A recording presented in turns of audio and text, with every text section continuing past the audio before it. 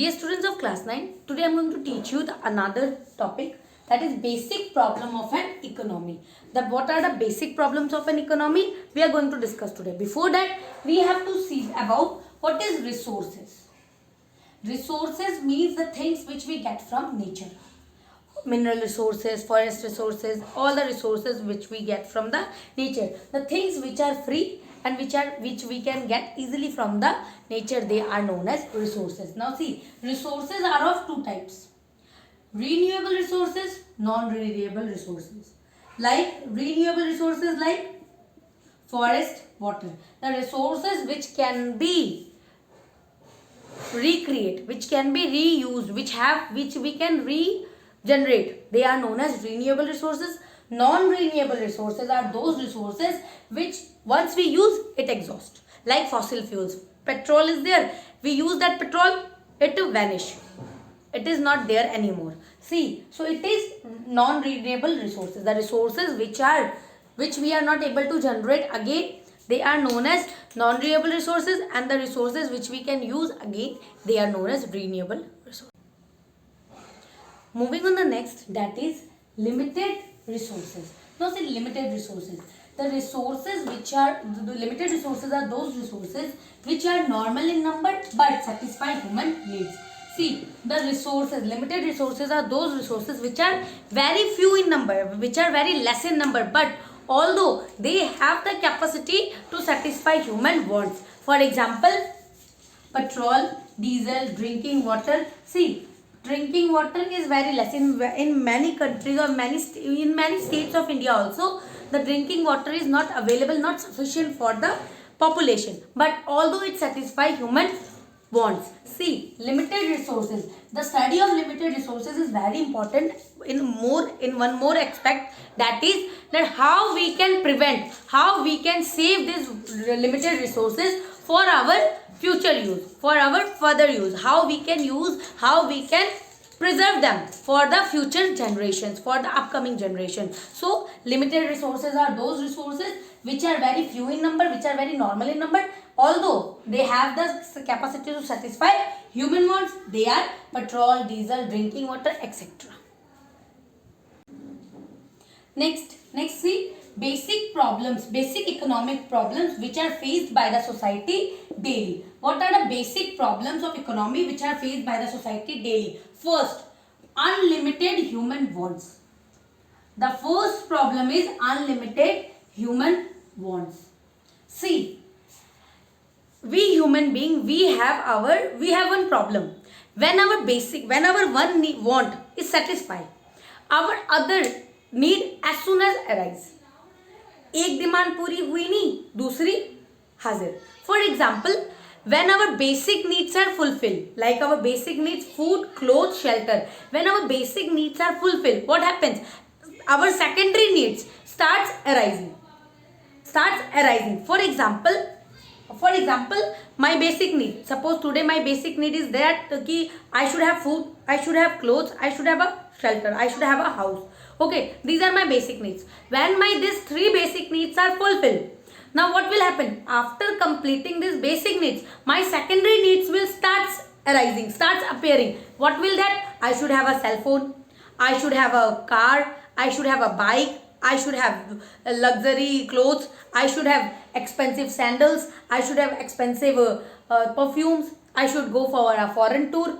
So this is unlimited human wants. As we fulfill our basic needs, when our basic needs are completed, we have fulfilled our basic needs. Suppose I am earning my food, shelter and clothing. This problem is fulfilled. I can easily complete my desire.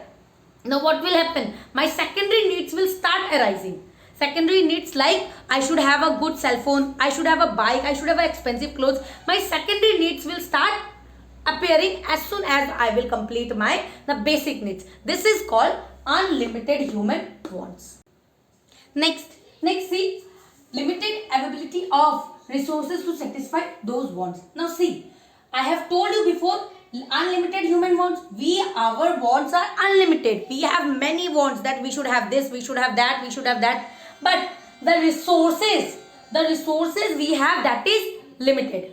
The resources which we have, that is limited. So what we have to see, how those resources fulfill our, how those resources can satisfy our unlimited wants. Here what the society have to do, here the society have to make a choice or a selection.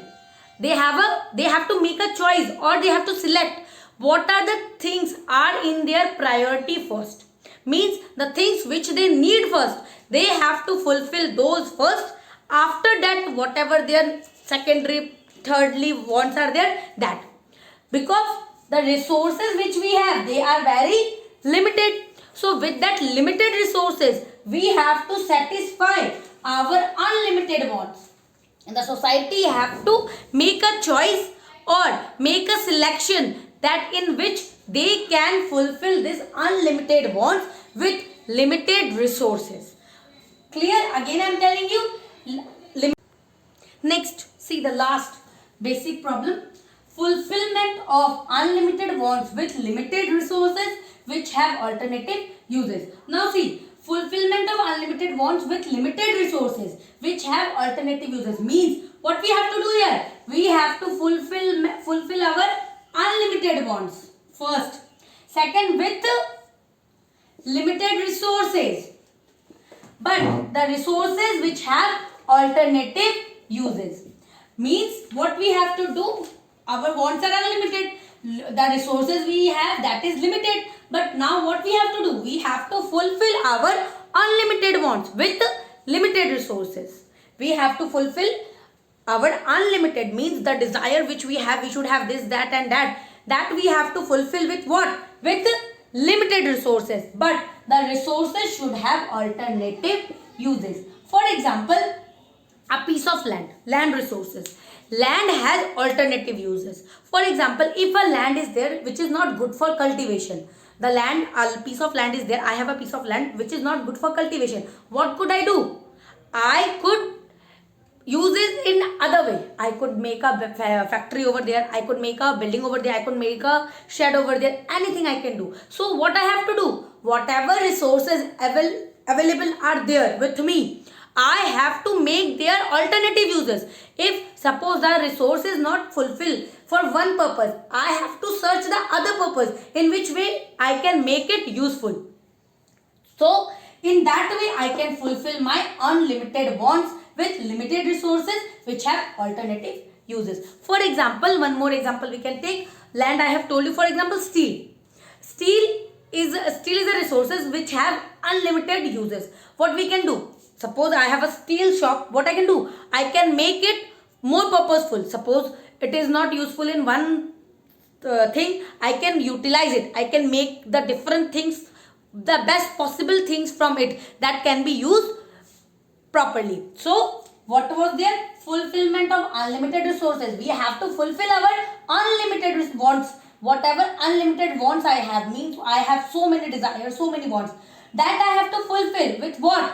With limited resources. Means whatever resources I have to fulfill that wants with that resources which have alternative uses. The resources which I can utilize for alternative works.